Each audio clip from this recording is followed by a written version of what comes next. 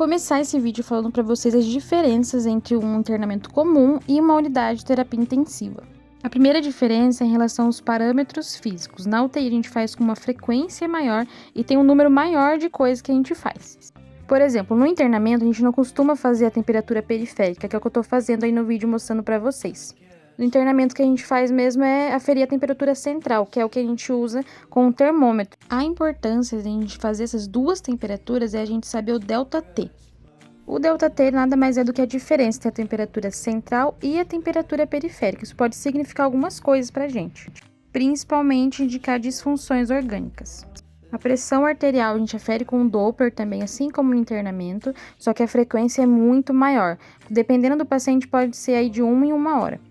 A pressão arterial alta, a sistólica que a gente vê com o Doppler, pode significar tanto dor, ansiedade, pode significar medo, ou até um paciente doente renal ou um paciente em choque que está compensando. Quando eu digo choque, eu tô falando da síndrome, Tem choque séptico, choque cardiogênico, choque hipovolêmico. Já a pressão arterial sistólica baixa pode mostrar pra gente uma hipovolemia, pode mostrar uma vasodilatação excessiva que acontece com pacientes em sepsis, ou também em pacientes que estão na fase descompensatória do choque e não conseguem mais manter a pressão e ficam hipotensos. Claro, a gente não pode esquecer de medicações que podem baixar a pressão arterial, por exemplo, mannitol, furosemida, e daí a gente usa a pressão para avaliar isso. E nesse vídeo eu também quero falar para vocês sobre algumas dificuldades que a gente tem fazendo o curso de medicina veterinária. A primeira delas, uma delas é que se você for pobre assim como eu, é sim mais difícil fazer o curso. Eu, mesmo com bolsa de 100%, mesmo eu tendo a ajuda do meu marido que mora comigo, dividindo as contas, ainda assim foi difícil durante a faculdade ter que fazer plantão de 12 horas e depois ir para a aula. Contando aí o custo dos materiais que eu precisei comprar, custo da passagem, alimentação na faculdade. Não que tenha faltado nada, mas durante muito tempo a gente viveu no limite, não podia gastar muito. Hoje eu tô no 9º semestre, eu tô ganhando melhor e aí a gente tá mais confortável. Meu marido também tá ganhando mais. Ou seja, é difícil, você vai ter que ter foco, mas não é algo impossível.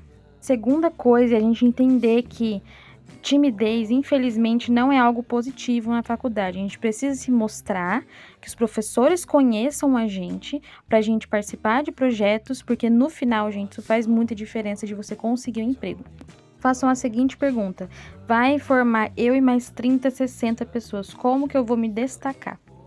Aqui é o armarinho que fica bem do lado do leito.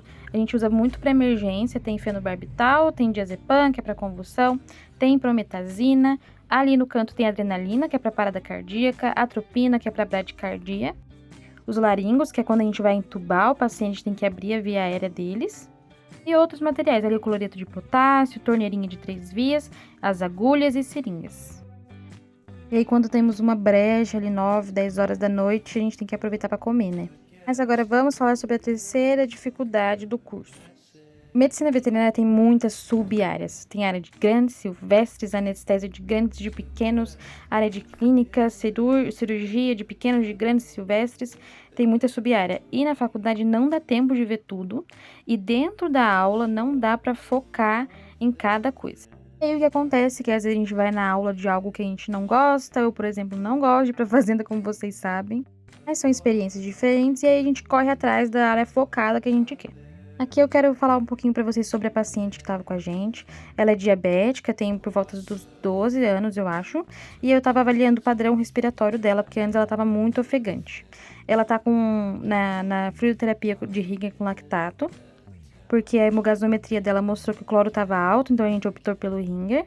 E ela tá nessa taxa aí de manutenção com um pouquinho de reposição, se eu não me engano.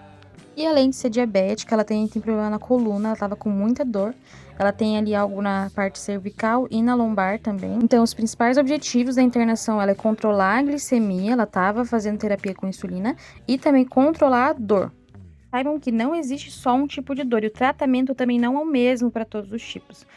Tem como tratar com os opioides, são os principais, anti-inflamatórios, gabapentinoides, antagonistas de substância P, que é a serene, caso vocês conheçam. No caso dela, ela estava com metadona, ele é antagonista do receptor NMDA, que é relacionado à dor crônica, e também estava com pregabalina, além do anti-inflamatório, que é um firocoxib.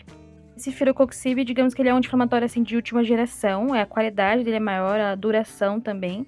E aí eu tava secando ela porque ela urinou, ela fez bastante xixi e acabou ficando bem molhada. E a gente deu uma limpadinha nela, né, pra ela ficar bem cheirosinha. Gente, parece que eu tava sozinha, mas eu não tava sozinha, tá? Tava eu e a veterinária da UTI. E aí eu apareço sozinha porque eu não vou ficar mostrando outra pessoa. E a última dificuldade sobre o curso que eu quero falar pra vocês, com certeza vocês já viram sobre estágio, né? Depende muito do lugar, da região, do estado, se o estágio vai ser remunerado ou não. Por exemplo, minha experiência aqui em Curitiba, que é remunerado, aqui a gente tem acesso para fazer principalmente plantão noturno, é cansativo, mas é o que, né, me permitiu me sustentar nesses anos. Mas isso não é uma regra para medicina veterinária. Tem os estágios voluntários. Se é voluntário, então provavelmente você não vai receber. Vou dar 3 conselhos de ouro para vocês, erros para vocês não cometerem. Primeiro, não fiquem a graduação inteira em só um lugar. Você tem que conhecer outros lugares, outros protocolos, outros veterinários, fazer contato, outros tipos de organização de hospital. Segundo, seja proativo. Tá, isso é muito generalista, mas o que isso é proativo? Você vai chegar no lugar, você vai observar como que funciona o hospital, a clínica, o laboratório, observar bem, e aí você vai fazer exatamente como as pessoas estavam fazendo. Outro erro para você evitar é achar que a gente não precisa de amigos e que a gente não precisa de colegas durante o curso ou o estágio, principalmente no estágio. Você vai precisar sim de amigos, porque no final de tudo a gente é ser humano e a gente gosta de trabalhar com quem a gente tem afinidade. Eu quis só ilustrar para vocês como que faz para escutar o coração e o pulmão, mas foi bem rápido. Esse paciente que podem perceber que ele é diferente, não é a mesma cachorra. Ele é cardiopata, ele chegou com dificuldade respiratória, crepitação em uma ausculta pulmonar. E aí a gente pegou o aparelho de ultrassom para a gente fazer um T-FAST, que é um exame de emergência que a gente usa para avaliar se tem edema pulmonar, se tem, por exemplo, efusão pleural. Como ele tinha dificuldade, alteração em ausculta, a gente colocou álcool ali primeiro, depois o gel e começou a avaliar como que estava o coraçãozinho dele por dentro. E aí a gente descobriu que ele tinha, né, que ele tem válvula prolapsada, então ela não está abrindo pro lado certo. E também as cordas tendíneas, músculos que ficam ali no coração, estavam rompidos também.